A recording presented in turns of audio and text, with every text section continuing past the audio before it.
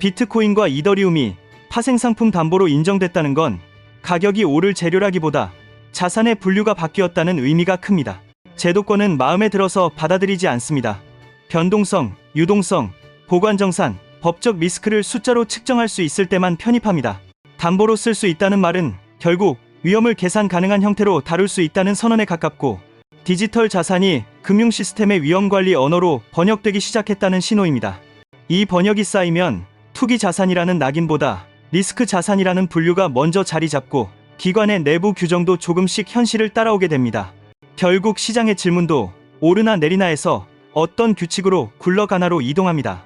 파생상품에서 담보는 레버리지의 스위치입니다.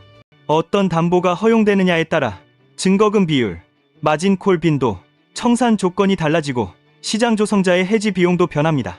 담보 풀이 넓어지면 자본 효율은 좋아질 수 있지만 반대로 급락 구간에서는 담보 가치 하락이 연쇄 청산을 촉발할 수도 있습니다. 그래서 핵심은 허용 그 자체보다 헤어컷, 한도, 스트레스 테스트 같은 세부 설계이며, 그 설계가 시장의 체감 변동성과 안정성을 동시에 결정합니다. 예를 들어 헤어컷이 높으면 담보로 인정돼도 체감 효과가 작고, 헤어컷이 낮으면 효율은 커지지만 시스템 위험을 더 엄격히 관리해야 합니다. 또한 담보로 자산을 활용할 수 있으면 필요할 때 현물을 팔지 않고도 유동성을 확보할 여지가 생겨 매도 압력이 완화될 가능성도 논의됩니다. 제도권은 늘 가장 큰 것부터 문을 엽니다. 유동성이 깊고 가격 발견이 비교적 안정적인 자산이 먼저 통과하고, 그 다음부터는 표준화 가능한 후보가 늘어납니다. 시장이 이제 궁금해하는 건 다음 순서가 누구냐인데, 그 순서는 단순 시총이 아니라 사고 비용으로 갈립니다. 운영의 투명성, 토큰 분배의 예측 가능성, 시장 조작 가능성, 거버넌스 분쟁의 처리 방식 같은 요소가 담보로 잡았을 때 터질 수 있는 문제를 좌우하기 때문입니다. 보통 이런 흐름은 파생상품, 수탁, 대차, 더 넓은 투자 상품으로 확장되는 경향이 있어 초기에 작은 문이 장기적으로 큰 통로가 되기도 합니다.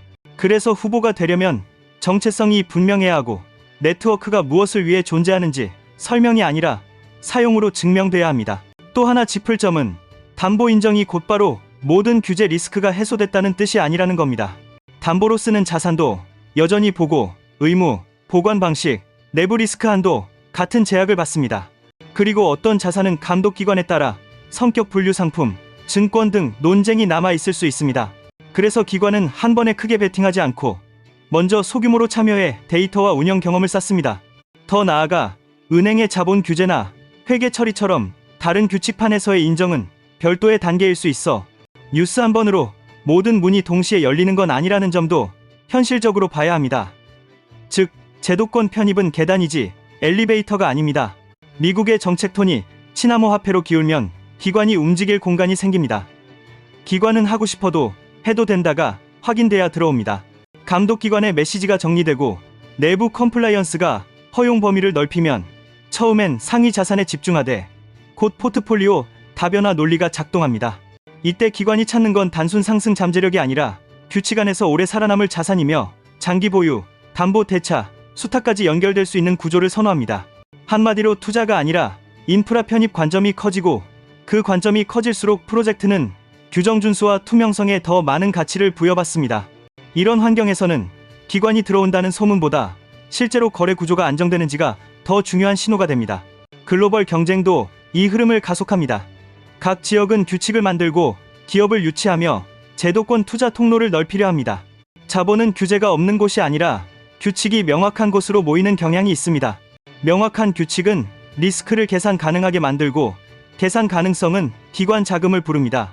이런 환경에서 미국 기반이라는 서사는 심리적으로 강하게 작동할 수 있지만 서사만으로는 오래 못 가고 결국 실적과 데이터가 뒤따라야 합니다. 특히 앞으로 경쟁의 핵심은 결제 인프라, 스테이블 코인, 토큰화 국채 같은 현금성 디지털 자산과의 연결, 그리고 규정에 맞는 온오프 램프를 누가 더 안정적으로 제공하느냐로 이동할 가능성이 큽니다. 결국 승부는 체인 하나가 아니라 금융 레일 전체의 설계가 좌우합니다. 이 지점에서 파이코인의 장점은 대중 온보딩입니다. 스마트폰 기반 참여는 진입 장벽을 낮추고 사용자 풀을 넓히며, 사용자가 많아지면 결제 상거래, 앱 생태계가 붙을 토대가 됩니다. 제도권이 보는 핵심도 결국 사람이 실제로 쓰고 있느냐입니다. 기술이 뛰어나도 이용자가 없으면 담보는커녕 투자 대상으로도 취급되기 어렵습니다. 파이가 강점을 살리려면 커뮤니티의 규모를 반복 사용과 거래 습관으로 전환시키는 설계가 필요합니다. 즉, 지갑 경험이 매끄럽고 브라우저 안의 앱들이 실질적인 문제를 해결하며 상점과 개발자가 계속 남을 수 있는 경제 구조가 돌아가야 합니다. 또한 사람 기반 네트워크라는 메시지가 신뢰로 연결되려면 인증, 보안, 프라이버시의 균형을 일관되게 보여줘야 합니다. 하지만 파이가 후보군에 오래 머물지 않으려면 넘어야 할 과제가 분명합니다. 주요 거래소 상장과 충분한 유동성은 가격 발견을 안정시키는 기본 조건이고, KYC 병목은 사용자 전환 속도를 가로막습니다. 메인넷의 완전한 개방과 지갑 브라우저 앱에서 실제로 발생하는 트랜잭션이 꾸준히 늘어야 작동하는 경제가 됩니다. 또한 토큰 공급, 락업, 수수료 모델이 예측 가능해야 기관이 리스크 모델을 만들 수 있고, 투명한 공시와 감사 체계가 뒷받침돼야 신뢰가 쌓입니다.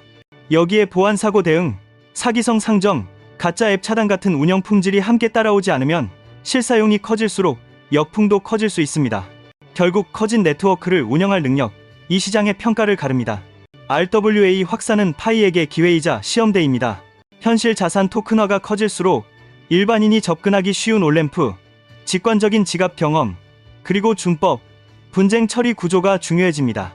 파이가 모바일 대중성과 신원 기반 신뢰를 부드럽게 결합한다면 연결점이 생깁니다. 다만 RWA는 규제, 회계, 커스터디, 오라클 품질까지 요구하므로 편리하다만으로는 부족합니다. 파트너십, 정산 인프라, 실물 자산의 권리 구조를 어떻게 토큰과 연결하는지까지 보여줘야 합니다. 특히 실사용이 커질수록 신원 신뢰가 강점이 되려면 개인정보 보호와 사용자 경험의 균형을 어떻게 잡는지도 중요한 평가 항목이 됩니다. 장기적으로는 규정 안에서 대중이 쓰는 체인이 RWA 시대의 승자가 될 가능성이 큽니다. 투자자 관점에서 지금의 핵심은 기대감의 베팅이 아니라 체크포인트 관리입니다. 담보 인정 흐름이 확장될수록 시장은 다음 후보를 선반영하려 하지만 진척이 없으면 프리미엄은 빠르게 꺼집니다. 파이는 상장 진전, KYC 처리 속도, 메인넷 개방의 실질 범위, 상거래, 결제 사례의 지속성 같은 지표로 신뢰를 쌓아야 합니다. 특히 한 번의 이벤트가 아니라 반복되는 사용이 만들어지는지가 결정적이며, 그 데이터가 쌓이면 기관도 검토를 시작합니다. 정리하면 문이 열린다는 신호와 안으로 들어갈 준비가 됐다는 증거가 동시에 필요합니다. 파이가 그 증거를 빠르게 쌓을수록 오늘의 구조 변화는 단순 뉴스가 아니라 실제 기회로 전환될 수 있습니다. 반대로 증명이 늦으면 시장의 관심은 더 준비된 다른 후보로 이동할 뿐입니다. 그래서 단기 차트보다도 생태계의 활성 사용자 거래 빈도, 앱 잔존율 같은 구조 지표를 꾸준히 확인하는 게 중요합니다. 결국 시장은 준비된 증거가 보이는 곳에 더 큰 자본을 붙입니다. 그 과정에서 과도한 확신을 피하고 단계별 리스크를 분산하는 접근이 현실적입니다. 이게 지금 필요한 태도입니다. 바로요.